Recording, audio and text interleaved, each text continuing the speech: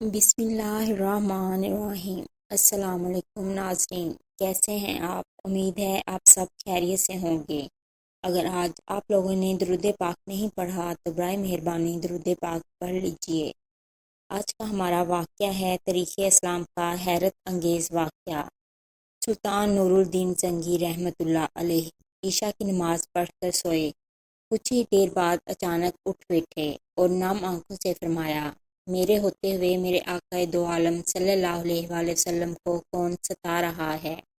آپ اس خواب کے بارے میں سوچ رہے تھے جو مسلسل 3 دن سے انہیں آ رہا تھا، اور آج پھر چند لمحوں پہلے انہیں خواب آیا جس میں سرکار دو عالم صلی اللہ علیہ وآلہ وسلم نے 2 افراد کی طرف اشارہ کر کے فرمایا کہ یہ مجھے ستا رہے ہیں۔ اب سلطان کو قرار کہاں تھا؟ انہوں نے چند ساتھی اور سپاہی لے کر دمشق سے مدینہ جانے کا ارادہ فرمایا۔ اس وقت دمشق سے مدینہ کا راستہ تقریباً 20 دن کا تھا، مگر آپ نے بغیر آرام کیے یہ راستہ 12 دن میں طے کیا۔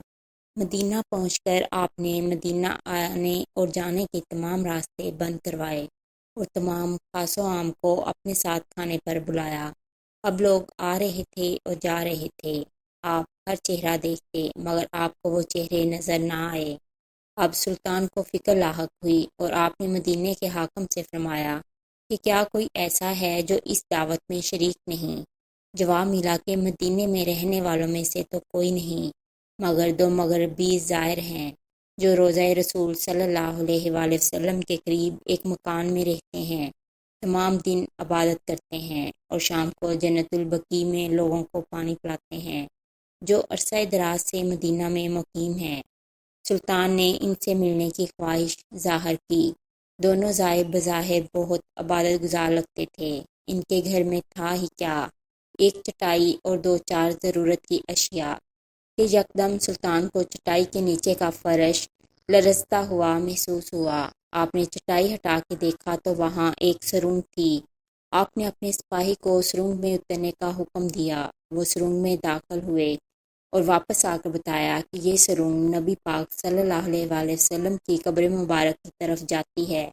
یہ سن کر سلطان کے چہرے پر غیظ و غضب کی کیفیت طاری ہو گئی۔ آپ نے دونوں زائرین سے پوچھا کہ سچ بتاؤ کہ تم کون ہو؟ حیل و حجت کے بعد انہوں نے بتایا کہ وہ یہودی ہیں اور اپنی قوم کی طرف سے تمہارے پیغمبر کے جسم اقدس کو چوری کرنے پر مأمور کیے گئے ہیں۔ سلطان یہ سن کر رونے لگے۔ اسی وقت ان دونوں کی گردنیں اڑا دی گئیں۔ سلطان روتے جاتے اور فرماتے جاتے کہ میرا نصیب کہ پوری دنیا میں سے اس خدمت کے لیے اس غلام کو چنا گیا۔ اس ناپاک سازش کے بعد ضروری تھا کہ ایسی تمام سازشوں کا ہمیشہ کے لیے خاتمہ کیا جائے۔